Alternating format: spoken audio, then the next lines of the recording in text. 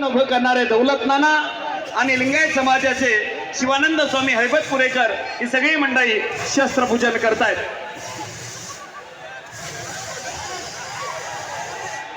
बसा खाली, आता उभं कोणी राहणार नाही।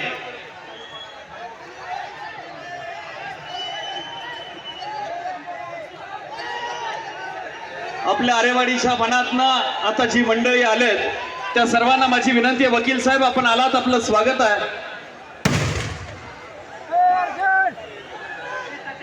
चला, यानंतर मी विनंती करतो कवठे मंकाळच्या मातीत उद्योग क्षेत्रातून एक नेतृत्व समाजकारणामध्ये आलं ते सन्माननीय संदीप बाबा गिड्डे पाटील, आपणास माझी विनंती आहे।